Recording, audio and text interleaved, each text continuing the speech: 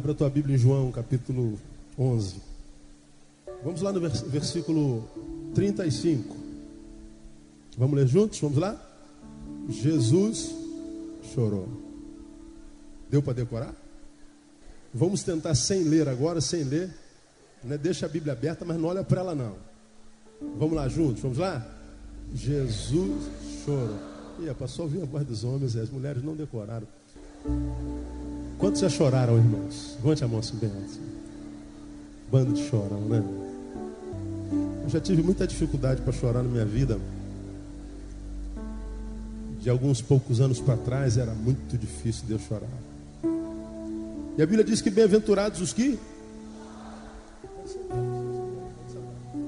Se quiser ficar aqui o sermão todo, pode, não tem problema. Mas se quiser sentar também, pode, né? Bem-aventurados os que choram. E às vezes chorar é bom a beça, e às vezes chorar é ruim a beça. Tudo depende da postura, como nós temos ensinado pela manhã. Esse é um texto que me fascina, porque eu tenho dito que para mim o lado mais lindo da divindade é a sua humanidade. O que eu mais amo em Jesus é o Jesus homem. O que eu mais amo em Jesus, sinceramente, estou falando de coração a você, isso não é desde sempre, é o Jesus que se identifica mais comigo. É o Jesus a respeito da qual a Bíblia diz que chorou. É o Jesus a respeito do qual a Bíblia diz se irou, chutou o pau da barraca, literalmente, quando transformaram o templo de Jerusalém em feira. É o Jesus que a Bíblia diz não tinha nem onde reclinar a cabeça. O travesseiro dele era uma pedra e a casa dele muitas vezes era uma árvore ou uma caverna. Do Jesus que teve fraqueza e orou, embora soubesse a que veio. Pai, se for possível, afasta de mim esse cálice. O Jesus que, quando traído pelos seus, diante do sinédrio, sabia que Pedro estava lá atrás, olhando ele pelo buraco da fechadura, do muro, sei lá do que, acovardado depois de já tê-lo traído. E Jesus, então lá, olha para trás, bem no fundo do olho de Pedro, como quem dizendo: puxa, Pedro, você me traiu, estou triste com você.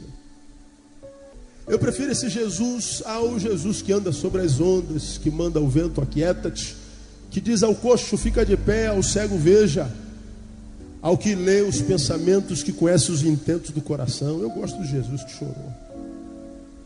Embora nós sejamos um povo que gosta muito de milagres, um povo que busca muito milagres, um povo que crê em milagres. Hoje o meu milagre vai chegar. Eu creio em milagres. Você crê em milagres? Porque milagre nos livra do esforço. Milagre é vapt-vup, abracadabra, aconteceu. Por isso que a gente gosta de milagre. Eu não preciso me esforçar. Senhor, libera o teu milagre. Não, filho, aí você vai ter que pegar no cabo da enxada, tem que fazer o buraco, você vai ter que acordar de madrugada, dormir de madrugada. Aí esse negócio de trabalhar não é com a gente. A gente gosta de milagre, mas eu gosto do Jesus homem. Jesus chorou. Chorou. Por que Jesus chorou? Digam para mim, segundo esse texto aí. Quem sabe? Por que ele chorou? Por quê? Lázaro morreu. O que Lázaro era de Jesus? Amigo.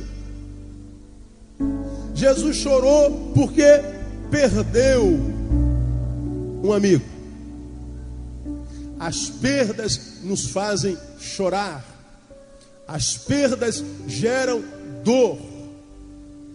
Independente de quais sejam, elas podem gerar dores com mais ou menores ou menos intensidades. Jesus chorou porque perdeu. E perdeu um amigo íntimo. E amigos íntimos são coisas raríssimas no tempo chamado hoje. Jesus perdeu um dos poucos amigos que tinha. E olha que ele sabia que essa perda não passaria de 4 dias, e não passou.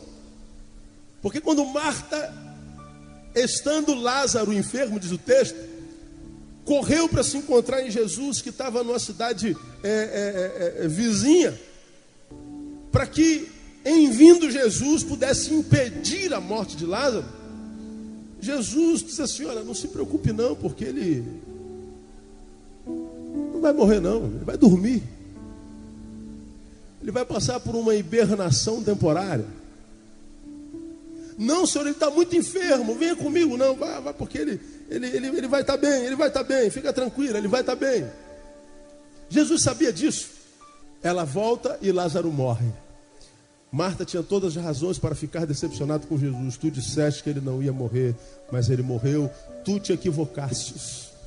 Tu falastes que a catástrofe não me alcançaria, me alcançou. O que eu fui fazer em crer em ti?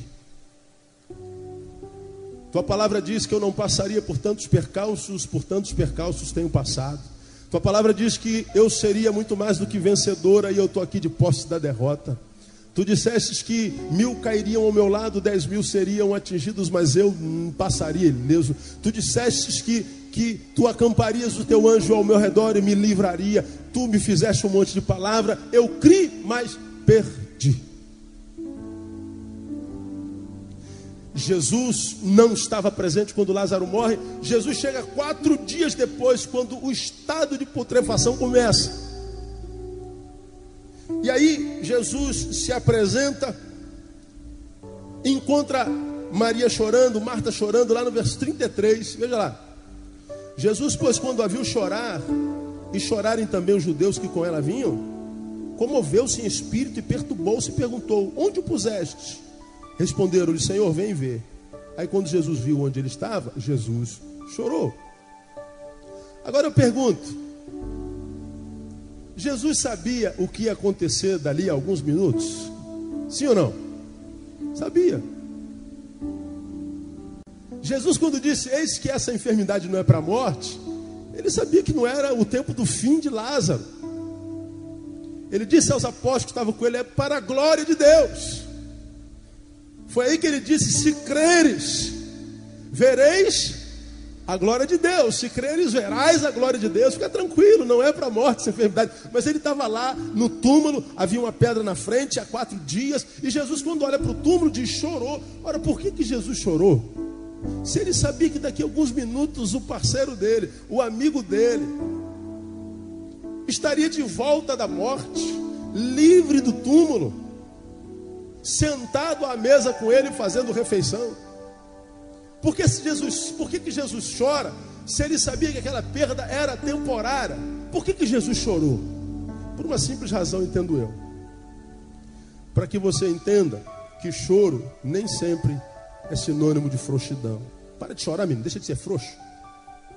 Olha, menino, homem não chora. Quantos já ouviram isso alguma vez na infância, irmão? Alguém já ouviu isso aí? Já, né? Ore pelo teu pai, viu, irmão? Homem não chora. A gente vai sempre nesse tempo de fantasia, de hipocrisia, de imagens que a gente usa, se abstendo de chorar, porque choro é sinônimo de frouxidão. Jesus chorou, sabia que daqui a alguns minutos o amigo estaria de volta, sabia que a situação era reversível, mas ainda assim Jesus chorou. Jesus chorou para quê? Para ensinar a mim e ensinar a você que perda, seja ela qual for, produz dor. Perdas geram dor, e dor muitas vezes produzem lágrimas. Mas hoje eu não quero dar aula de lágrima, não quero dar aula de choro. Eu quero conversar com você nesses próximos minutos como lidar com as perdas, aprendendo a lidar com as perdas. Porque eu não sei se você sabe, mas do seu lado tem alguém que já perdeu algo precioso na vida. Quantos já tiveram perdas na vida, irmão? Levante a mão assim bem alta. Glória a Deus. Quantos nunca tiveram uma perda na vida? Ai, Jesus, tenha misericórdia desse irmão. Para qual time você torce, filho? Esses dentes que você tem na boca sempre estiveram aí ou eles já trocaram, filho? Esse cabelo que você tem na cabeça nunca caiu quando você era bebezinho? Nunca perdeu o tampão do pé jogando futebol na rua? Nunca perdeu uma unha? Nunca, em fazendo unha, levaram uma picanha do teu dedo? Perdas, perdas, perdas. Algumas insignificantes, outros já perderam mãe, perderam pai, perderam a esposa, perderam o marido, perderam filhos. Alguns aqui perderam emprego, perderam amigos, perderam famílias, perderam o amor, perderam a liberdade de estar entre os que até ontem você amava. Você não se sente mais da casa. Alguns de vocês perderam a vontade até de viver por causa de algumas perdas. Alguns perderam a saúde, alguns perderam a vida. Esses não estão aqui, perderam. Perdas são extremamente presentes na nossa vida. Não há quem perda. E quem ainda acha não perdeu, talvez acha que não perdeu porque ainda não quis se conscientizar delas. Mas elas estão aí. Perdas. Como lidar com perdas? Jesus está diante de uma perda. Jesus perdeu um amigo, Jesus perdeu um parceiro. Como é que Jesus se comportou? Como é que Jesus lidou com a perda? Como é que Jesus agiu diante da perda? Quais foram as posturas de Jesus diante de perdas? Porque as perdas, elas podem nos fazer crescer, ou as perdas podem nos fazer decrescer. As perdas podem ampliar a nossa visão da vida, ou as perdas podem fazer com que nós desejemos a cegueira com relação à vida e desistemos dela. As perdas, elas podem melhorar o nosso ser, a nossa alma, ou as perdas podem empedernir a nossa alma, pode tornar em pedra a nossa alma. As perdas podem ser uma escola para nós, ou as perdas podem ser uma cadeia para nós. Perdas. Tudo tem a ver, como eu tenho ministrado pela manhã, com a nossa postura. Você vê que no convívio social, nos nossos círculos sociais, há pessoas que tiveram a mesma perda. Há quem sabe pessoas que passaram pela mesma calamidade, pela mesma catástrofe, mas uma reage de uma forma, outra reage de outra. Umas absorvem algumas consequências e outras outros tipos de consequências. E por que, se a catástrofe foi a mesma e as consequências foram diferentes? Por causa da postura. Aprendendo a lidar com as perdas. Como é que Jesus reagiu diante da perda do amigo, do parceiro? Primeiro, Jesus não se desesperou. Então, quando você estiver diante de perda, não se desespere. Diga, irmão, que está do seu lado, não se desespere. Diga, eu não devo me desesperar. Mas, pastor, é muito difícil. Pastor, é muito complicado. Por que eu não devo me desesperar? Não se desespere. Pois para quem tem relacionamento com o Pai de Jesus... Quantos tem relacionamento com o Pai de Jesus aqui, irmão? Diga assim, graças a Deus eu tenho. Oh, glória, não há melhor coisa do que ter relacionamento com o Pai de Jesus, que é Deus. E para quem tem relacionamento com o Pai de Jesus, o fim pode ser só o começo. O fim, ou o aparente fim, pode ser só o pontapé inicial. Analisemos o fato em questão. Ora, Lázaro adoeceu. Lázaro morreu. Ora, se morreu, chegou o fim. Se morreu, chegou o c'est fini. Acabou, não tem mais jeito. É o fim. Jesus não estava aqui, é o fim. Lázaro chegou à morte, é o fim. Só que Jesus nos ensina que nós não devemos desesperar, porque nós temos relacionamento com o Pai dele. E para quem tem relacionamento com o Pai dele, o fim pode ser o começo. Aí quando você olha para essa circunstância, você olha para Lázaro e você diz assim, é o fim de uma vida. Acabou. Você olha para a circunstância, diz assim, é o fim de uma família. Acabou. A família se desestruturou, perdeu-se o homem da casa. Você olha para a circunstância e diz, é o fim da alegria. Não temos mais como nos alegrar sem a presença do nosso irmão. Perdemos o esteio, perdemos a coluna. A Bíblia não fala do pai deles, fala de Marta, Maria e Lázaro. Perdemos a alegria e possivelmente possamos até perder a fé, porque nós confiamos em Jesus e Jesus não veio. Confiamos em Jesus e Jesus não estava lá. Esperávamos por uma intervenção sobrenatural dele, porque sabíamos que ele é mais poderoso que a morte, porque já ouvimos ressuscitando outros. E se ele estivesse aqui, essa situação poderia ser contornada, mudada. Mas Jesus não veio, então é possivelmente o fim de uma fé. Mas aquela família se relacionava com Deus. Jesus tinha um bom relacionamento com Deus. E para quem tem relacionamento com Deus, no dia da perda, diante da catástrofe, diante da adversidade, Jesus disse assim: ó, nunca se desespere, pois para quem tem relacionamento com o Pai, o fim pode ser só o pontapé inicial, o fim pode ser só o começo. Parecia o fim de uma vida, mas veja, não foi o fim, irmão. Jesus chegou, Jesus compareceu. Jesus muitas vezes nos dá essa sensação, como já falei aqui outrora, de anacronismo com o nosso tempo. Jesus parece que não usa relógio com o mesmo cronos que o nosso. Jesus parece que não entende o dilema humano. Jesus parece que não está nem aí, nem para mim, nem para você. De vez em quando nós temos essa sensação de que Jesus virou as costas para nós, ou que ele está mais ocupado com alguém do que a gente. Eu estou aqui preocupado com a minha unha que encravou, tanta gente pendurada numa ponte querendo morrer. Jesus deve estar lá, não deve estar preocupado com a minha unha encravada. Nós temos essa sensação de abandono, de costas viradas, porque no nosso cronos, Jesus está demorando, e a demora de Jesus desespera a gente. E aí a catástrofe se estabelece, você diz assim: já era, terminou, acabou, é o fim. Mas deixa eu falar uma coisa para você, irmão. Quando o desespero estiver batendo na porta do teu coração, lembra o tamanho do Deus que você serve. Antes de se desesperar, traga à memória o tamanho do teu Deus e o tamanho do poder dele, porque aquilo que parecia ser o fim de uma vida, na verdade, foi o início, o reinício de uma vida diferente daquela que foi antes de Jesus, mas uma vida marcada pela experiência com Deus. Deixa eu falar uma coisa para você, irmão. É possível que Deus tenha permitido que alguma perda alcançasse a tua vida. E se essa perda alcançou a tua vida como sendo estabelecido como algo parecido com morte, é possível que Deus esteja, quem sabe, querendo ressuscitar alguma coisa no lugar. O Deus que você serve é o único Deus que passou pela história dos homens que venceu a morte.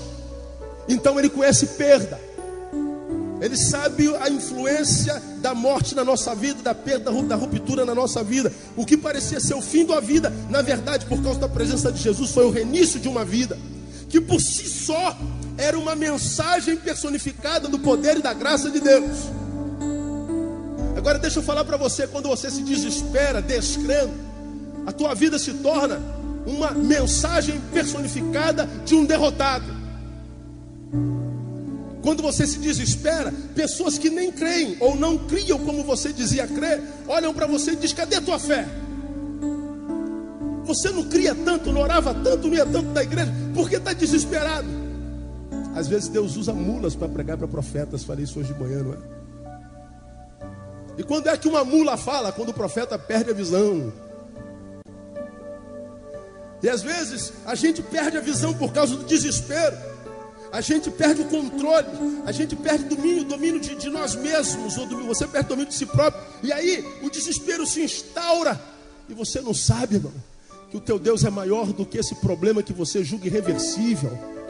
E isso que parece o fim da sua vida pode ser o início de uma vida que não mais será a personificação de uma mensagem de derrota, mas a personificação de mensagem de vitória, de uma vida que Deus age. Parecia ser o fim de uma família, mas Jesus estava lá, Jesus chegou. Eu fico imaginando, irmão, a primeira reunião da família depois da ressurreição de Lázaro. Sentados à mesa, Marta, Maria, Lázaro e eu não sei quem mais. Eu imagino que lá na mesa está aquela comida maravilhosa, cada um gosta da sua, né? A minha é arroz, feijão, angu bem molinho, com couve e galinha com quiabo. É minha comida. Claro que não pode faltar a abençoada Coca-Cola com limão, que agora eu só tomo final de semana, porque minhas camisas estão todas, né, com bolinha. Então eu estou lutando contra essa derrota na minha vida. Então eu só tomo Coca-Cola agora final de semana, né? Durante a semana é água, ou suquinho aqui, um suquinho ali, uma paradinha aqui, uma paradinha lá. Então está sobre a mesa lá a linha ensopada com quiabo. Olha que delícia, irmão. Tem alguém que diz amém aí ou não? Pensei que fosse só eu, né? Tem alguém que diz aí misericórdia ou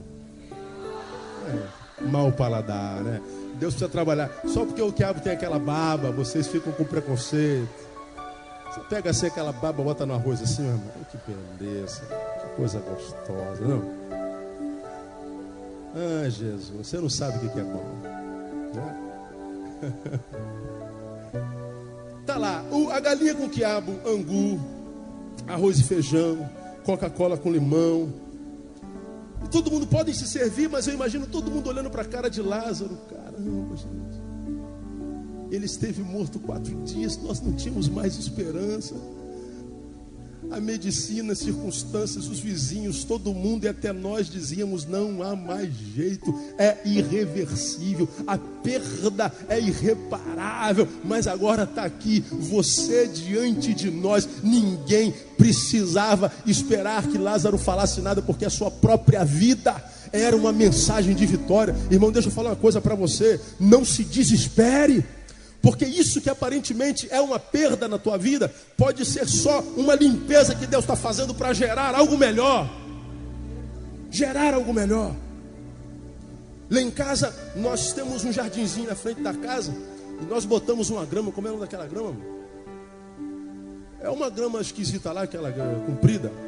Não é dessa normal, não. Hein? Pelo de urso. Aí apareceu lá um famigerado jardineiro, disse assim: bota pelo de urso, vai ficar bom. Aí botamos a famigerado pelo de urso. Parecia mais pelo de fazão, porque é cara para burro. Botamos, separou lá, esperamos 2, 3 meses, a bendita da pelo de urso não crescia, mas o mato era uma coisa de louco. E todo dia, dia sim, dia não, tinha que estar tirando mato. Teve, meu irmão, não tem tempo para estar tirando mato o dia inteiro dessa porcaria. A outra grama não dá esse trabalho todo. Vamos arrancar esse troço aqui não. Vamos esperar. Esperamos uns 6 meses. E pelo de urso não crescia. O urso estava doente. Devia ser. Mas o mato não parava de crescer. E mato para lá, e mato para cá. Eu falei: não vai dar. Aí chegou uma hora que a gente abandonou. O mato foi crescendo. E o pelo de urso está lá deitado. E o mato consumindo. Aí acabou que o mato tomou tudo. A gente não via mais pelo de urso. Aí fomos falar com o jardineiro. Não, vocês deixaram o mato crescer. Se o mato crescer, a grama morre. Vocês não podem deixar que a grama seja circundada por mato. Tem que tirar o mato o tempo inteiro, porque senão o mato sufoca a raiz da grama e a grama morre. Aí deixa eu falar uma coisa para você, irmão. O que a gente aprende com pelo de urso? Há coisas na tua vida que Deus quer gerar, mas Ele não gera, quem sabe, porque há muito mato dentro de você. E são matos que estão dentro de você há tanto tempo, que você já se acostumou com ele, nem sabe o que é mato. E de repente, por alguma razão, tu perde aquilo tudo e você se sente nu. Você acha que teve uma perda irreparável e diz: meu Deus, eu não sei mais viver sem isso. Deus está dizendo assim: filho, você acha que não pode viver sem isso, mas se eu permitir que isso tirasse daí, isso fosse tirado daí, se eu permitir essa perda na tua vida, porque eu sei que você pode, e eu estou tirando isso para que eu possa gerar algo novo. O que a gente chama de perda, muitas vezes é uma limpeza de Deus. Deus tira para que possa gerar algo novo, de modo que isso que aparentemente é fim, pode ser só o início de uma obra tremenda que Deus vai restaurar na tua vida no nome de Jesus. Aí eu me lembro, irmão, quando eu falo sobre isso, João 12, 24, onde Jesus diz assim: em verdade vos digo, se o grão de trigo caindo na terra não morrer, fica ele só, mas se morrer, dá muito fruto. Alguém diz que quando a gente lança o trigo no chão, a semente tem que morrer. Se você abrir, você vai ver a semente seca. Ela morre, parece que ela acabou, secou, ressecou, não tem vida não. O grão de trigo, ela precisa morrer para depois brotar. Se o trigo não morrer, a gente não come pão. Se a uva não for esmagada, a gente não bebe vinho. Se a azeitona não for triturada, nós não temos azeite, nós não temos óleo de unção. Alguma coisa tem que morrer para que algo grande e melhor possa florescer e renascer. Deixa eu falar uma coisa para você, amado. Você está diante de uma perda? Tô, pastor.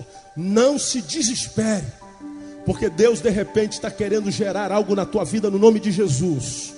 Deus está querendo colocar algo novo nesse lugar, porque Deus, quando tira uma coisa do lugar, Ele não tira para deixar vazio, Ele tira para colocar outra coisa no lugar melhor e da parte dele no nome de Jesus. De repente você está aqui, Deus te trouxe, você está diante de uma perda irreparável. Eu não sei como é que vai ser sem ele, sem ela, sem isso ou sem aquilo. Deus sabe como vai ser. Tudo que você tem que saber é esperar nele. E você vai ver que isso que parece fim, de repente é o início de algo muito grande e tremendo que o Senhor vai fazer na sua vida. E Ele começa a fazer hoje pela fé, no nome de Jesus, amado. Não se desespere. Jesus não se desesperou. Segundo, como eu faço para lidar com a perda? Não se furte a viver a dor que ela está te produzindo ou te gerando. Eu falei sobre isso de manhã. Quem perde sente dor, irmão. Como sente? Então não marquei essa dor. Tá doendo, irmão? Tá, pastor.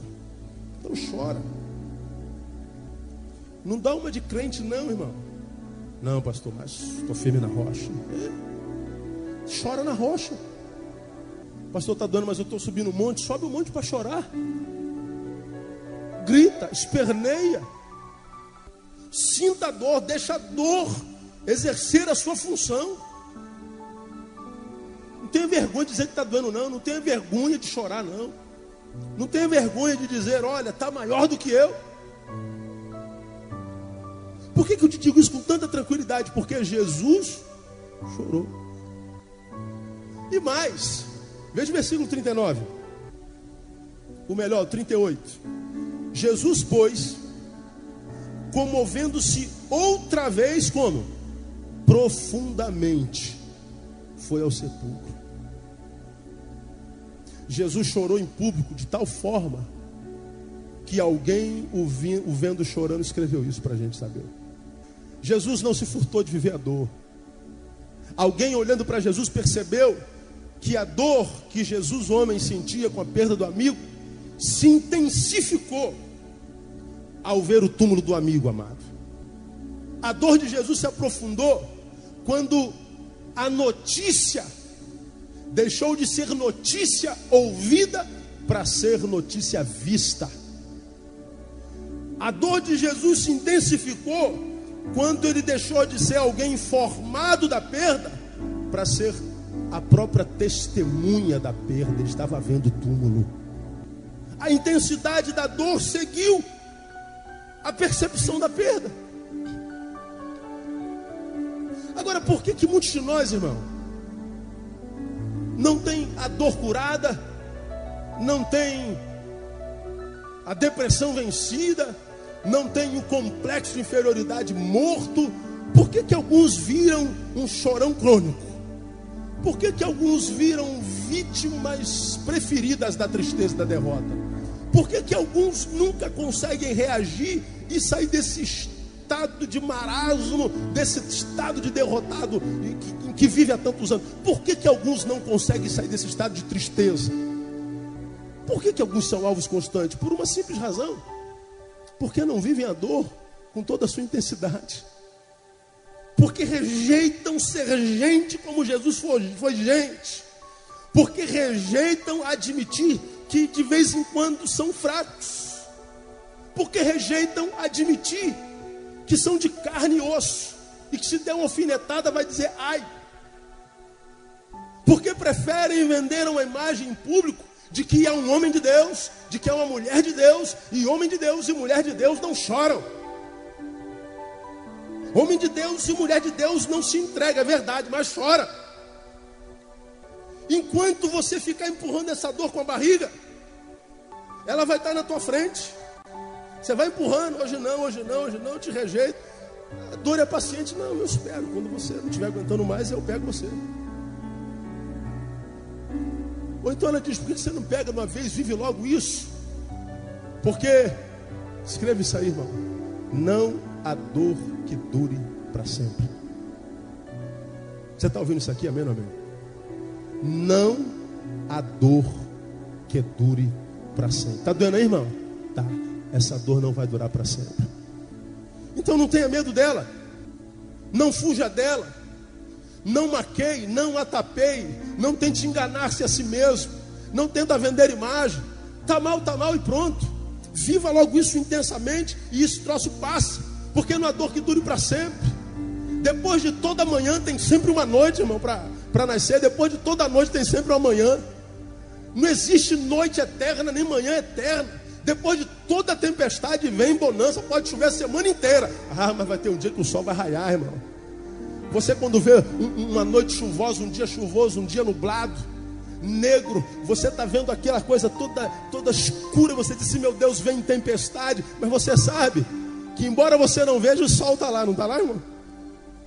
Ele está lá. Se você transpor as nuvens, o sol está lá. Independente de como esteja cá embaixo, o sol está lá. Há um dia, mais cedo ou mais tarde, que essas nuvens vão sair da frente do sol. E o sol vai raiar de novo, irmão. Por isso que a gente diz: não se desespere. Deixa a nuvem em cima. Diga assim: nuvem, eu não te desejo, eu não te amo, eu não te quero. Mas já que você está aí, eu não posso fazer nada com relação a ti. Tu que pode ser chamada de dor, vamos conviver. Vamos estar juntos por um tempo determinado. Mas saiba que o teu tempo na minha vida já está estabelecido. Você vai passar no nome de Jesus. Irmão, a tua dor vai passar mais cedo ou mais tarde. Não fuja dela, não tenha medo dela. Quantas pessoas, irmãos, olha, a glória de ser pastor está nisso. Eu conheço as ovelhas que estão aqui. Eu conheço a vida de tantos irmãos e tantas irmãs que estão aqui, que eu sei que com quantas dores chegaram nesse lugar. E hoje já estão chorando, agradecendo a Deus porque as venceram. A gente vê, meu Deus, como é que essa mulher chegou aqui. Agora olha como essa mulher está. Olha como esse homem está. E quando a gente olha para esse homem que chegou aqui, um resto de gente agora vê um guerreiro de Deus de pé, dizendo: olha, a dor passou no nome de Jesus. Outras virão, mas todas elas passarão no nome de Jesus, irmão. Sobre a tua vida há um sol. Ele está sempre lá. Aleluia. Não se furte a viver a dor. Está doendo, está doendo. Está doendo, mas não a dor que dure para sempre. E saiba, a dor melhora teu ser, irmão. A dor melhora teu ser. 3. Aprendendo a lidar com as perdas. Jesus, não se desespere. Não se furte a viver a dor. 3, se preciso, peça ajuda. Peça ajuda, pois só a restauração muitas vezes é mais demorada. Me leve aonde ele está, Marta. Eles o levaram. Jesus, diz o texto, no 38, comovendo-se outra vez profundamente, foi ao sepulcro. Era uma gruta. Você está comigo no 38, amém? Era uma gruta, leia o restante. E tinha uma pedra posta sobre ela. Aí o que diz o versículo 39? Disse Jesus, o que Jesus disse? Leia. Tirai a pedra. O que Jesus está querendo dizer aí? Me ajudem. É o Jesus homem. Deixa eu falar uma coisa para você, deixa eu perguntar. Uma pessoa que diz assim a um morto de 4 dias: Lázaro, vem para fora. E o morto vem. Tem poder para dizer: pedra, rola. Rolling Stone. Tem poder ou não tem? Um homem que diz à morte: sai. Tem poder para dizer uma pedra: rola. Um homem que tem a fé para dizer assim: não, eu só vou chegar depois de 4 dias. Eu vou esperar o processo de deteriorização. Eu vou esperar com que a esperança dos judeus seja completamente fenecida, morra, porque a esperança é a última que morre, mas ela morre. E havia uma crença lá naquele tempo entre os hebreus, de que quando alguém morria, o espírito pairava sobre o corpo durante 3 dias. E até o terceiro dia havia esperança. Mas no quarto dia... E agora, José? No quarto dia não tinha mais jeito. Jesus espera o quarto dia, para que eles saibam que o Deus que ele serve, o Deus que ele é, não se submete a crenças, nem crendices, nem a métodos estabelecidos por homens. Ele contraria os métodos, ele contraria as crenças, ele contraria tudo, porque ele é sobre tudo e sobre todas as coisas. Ele chega no quarto dia de raiva e diz assim: Deus, eu sei que tu sempre me ouves, ouça-me outra vez para a glória do teu nome. E ele diz: Lázaro, sai para fora. Ele usa o pleonasmo. Mas ele não diz: Lázaro, sai para fora. Ele não opera o milagre antes de dizer: por favor, me ajudem a operar o milagre, tirem a pedra. Jesus pedia ajuda. Numa outra ocasião havia uma multidão ao lado de Jesus, durante manhã e tarde toda, ouvindo-o pregar, e os apóstolos disseram: Senhor, é tarde, precisamos despedir essa gente para comer, porque daqui a pouco começa todo mundo a passar mal, a gente vai ter problema. Vamos ter problema, vamos liberar esse pessoal para que vão às vilas e vielas e comprem alguma coisa que comer. Jesus disse assim: dá eles só mesmo de comer. Você está louco? O senhor não tem juízo, Deus. Jesus é um equivocado, né, gente? Como é que a gente é besta, né, cara? A gente acha que Jesus atrasa, Jesus se equivoca, Jesus demora, Jesus se perdeu, Jesus esqueceu, Jesus faz tudo. Senhor, mais de 15 mil pessoas aqui, meu pai. Tá, eles vão de comer. Mas como? Pega comida aí e dá. Aí eles saíram procurando comida, acharam 2 pães e 2 peixinhos. O que vocês têm aí?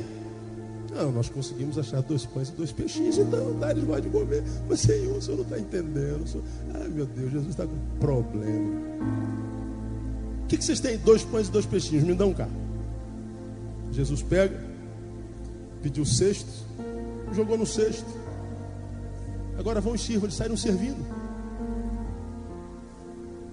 Aquelas quase 15 mil pessoas comeram, e diz o texto que sobraram ainda 12 cestos cheios de pão. Sabe por quê? Jesus multiplica aquilo que a gente coloca na mão dele. Aliás, ele só multiplica o que a gente coloca na mão dele. Por que o milagre aconteceu? Porque Jesus teve a ajuda dos apóstolos. Porque os apóstolos foram pedir peixinho emprestado, pão emprestado. Os apóstolos dividiram, os apóstolos separaram o grupo em grupos menores. Os apóstolos trabalharam. Jesus pedia ajuda, irmão. Jesus dizia: help me. Por que você não pode pedir ajuda? Por que você acha que pedir ajuda é se rebaixar? Por que você acha que pedir ajuda é vergonha para você? Aí vive de imagem. É mais um holograma entre essa multidão de hologramas que compõem essa geração. Vive de imagem. Todo mundo vê e diz: que coisa linda, feliz, santa, maravilhosa, bonita e celebrante. Mas no fundo, como eu costumo dizer, por fora você parece um príncipe ou uma princesa desejável. Por dentro você sabe que é um mendigo existencial. Por dentro você sabe que nem você se aguenta, meu irmão. Por dentro você sabe quando você tem que escovar o dente, pentear o cabelo de manhã cedo, você olha para uma imagem que você odeia, uma imagem da qual você tem vergonha, uma imagem para a qual você, podendo nem olhar mais, você olharia porque você está cansado dela. Mas não, vive de imagem. Estava de férias agora, eu estava falando com o André: caramba, todo mundo agora tem umas tatuagens para lá, tatuagem para cá. É difícil achar alguém sem tatuagem hoje. Eu acho bonito, sabia? Pastor, pode botar tatuagem? O problema é teu, irmão, não me pergunte nada. A gente investe no corpo, as pessoas estão querendo ficar forte, bonita, as pessoas estão, um culto ao corpo, corpólatras, vendendo a imagem de perfeição, representando o tempo inteiro, e investe no corpo, mas a alma está morta. Não vai ser bonito, por exemplo, irmãzinha, hoje você é toda gostosinha, né? Você vai ver isso tudo aí cair mais cedo ou mais tarde, sua boba. Vai ficar cheio de pelanca.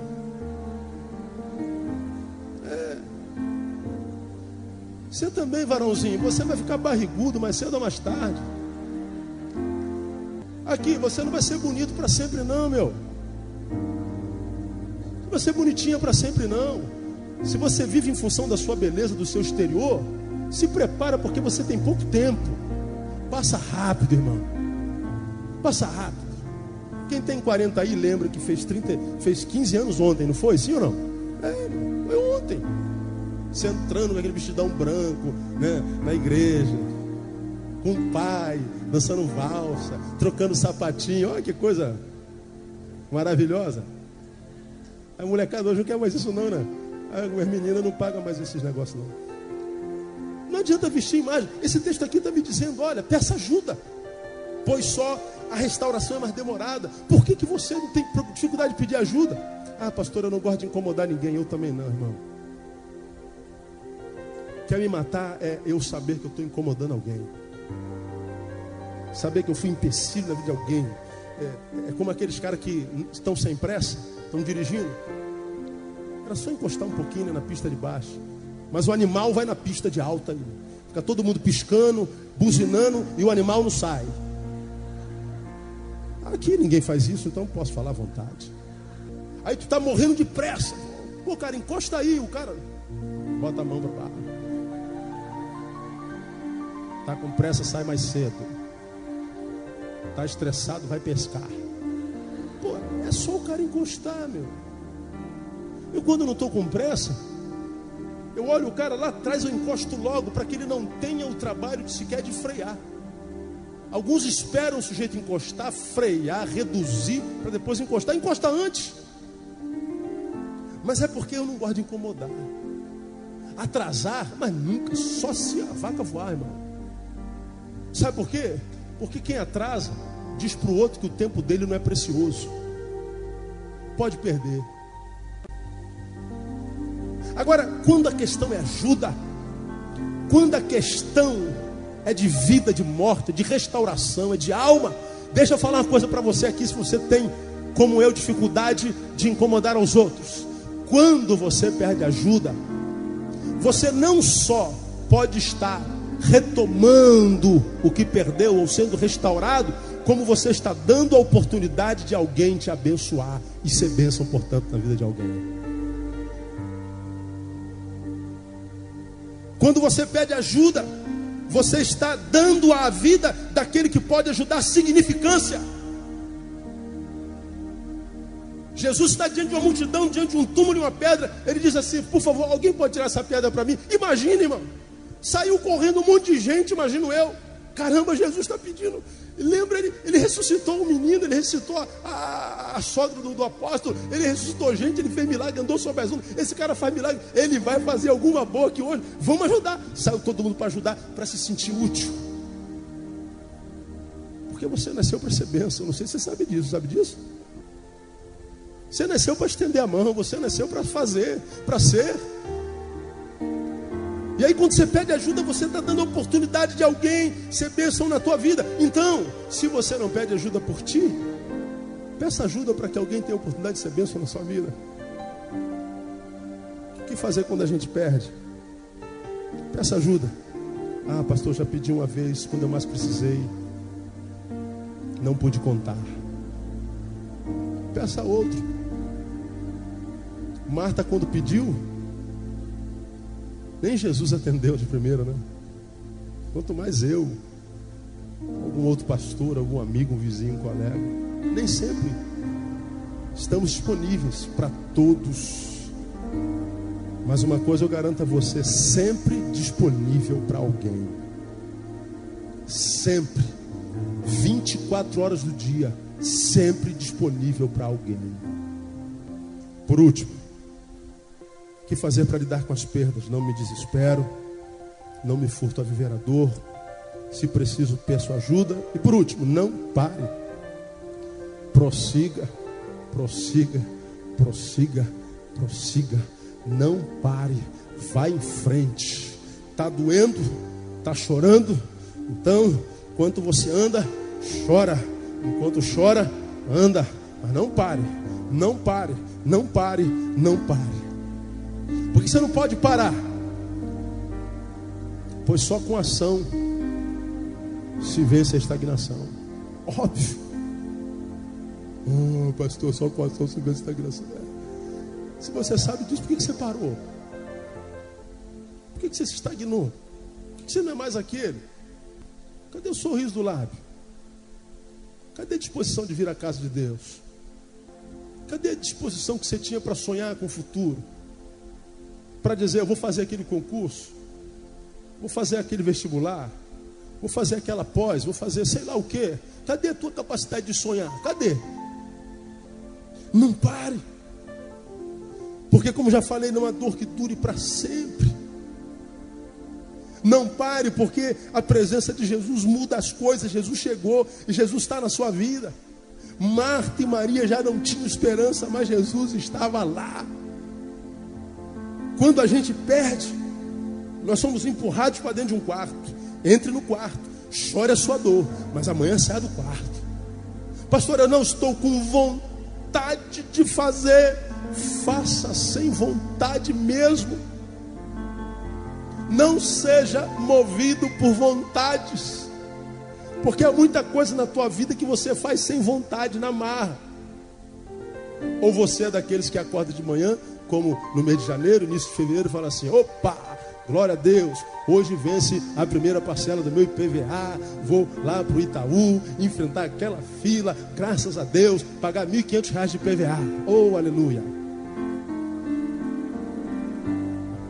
Aí está lá na fila, com dinheiro para pagar o IPVA, afinal de contas, o IPVA nos dá estradas como nós temos, lisas, sem buraco, sem remendo, é um imposto que vale a pena pagar porque tem retorno. E você vai então para a fila. Quero celebrar, né? Que alegria neste dia. Lembra disso, irmão? Tem um cantor cristão. Mas não, você está lá na fila e fala assim: meu Deus do céu, Jesus, essa dinheirama para pagar esse PVA, glória a Deus. Oh meu Deus do céu. Aí chega na hora do caixa, depois de meia hora de fila, você dá assim na mão do caixa, o caixa pega, tu não larga. Jesus, larga, moço, pelo amor de Deus, olha a fila.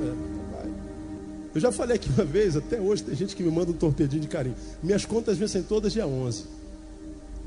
Dia 11 eu acordo, já acordo no Getsemane, irmão. Dia 11, pula esse dia, Jesus. Aí uma vez eu falei isso aqui, tem algumas ovelhas que todo dia 11, pastor, hoje é dia 11. Quero abençoar a sua vida e pedir ao Senhor que te acompanhe nas filas e seja lá onde for. Eu achei legal isso, até hoje tem, eu falei isso uns 5 meses atrás, tem pessoas que mandam um recadinho, todo dia 11, de manhã cedo, o recadinho, hoje é dia 11, pastor, mas vai ser uma bênção. Pior do que pagar a conta, não é não ter dinheiro para pagá-las, né? Você está pagando, é uma bênção. Você faz isso sem vontade. Segunda-feira é um dia que você acorda para trabalhar sem vontade. Ou você acorda às 4 horas da manhã, oh glória, já é 4 horas. Mas, oh que bom, demorou, pelo amor de Deus. Aí vai para a fila do 383, tem uma fila homérica. Oh que bom, pensei que a fila estiver vazia, eu vou pendurado. Melhor, que beleza. Né? Vai cantando, pendurado. Mas você não vai? Vamos. Por causa da tua perda, tua alegria foi roubada, tua vontade de continuar, o que te dava força para crer que o amanhã vai ser melhor, tudo isso foi roubado, você não tem vontade de mais nada. Irmão, vai assim mesmo. Não estou com vontade de comer, come assim mesmo que a vontade volta. Não estou com vontade de voltar a treinar, treina assim mesmo que a vontade vem. Não estou com vontade de ir à igreja, vem assim mesmo que o Espírito Santo vai te restaurar a força. Eu não estou com vontade, mas você não precisa ser escravo da tua vontade, irmão. Você está entendendo isso aqui, meu irmão? Você pode ser senhor da tua vontade no nome de Jesus.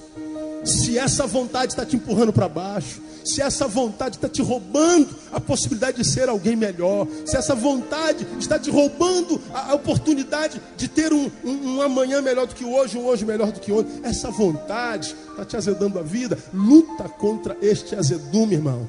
O Senhor vai te dar vitória no nome de Jesus. Como lidar com as perdas? Primeiro, não devo me desesperar. Diga, não devo me desesperar.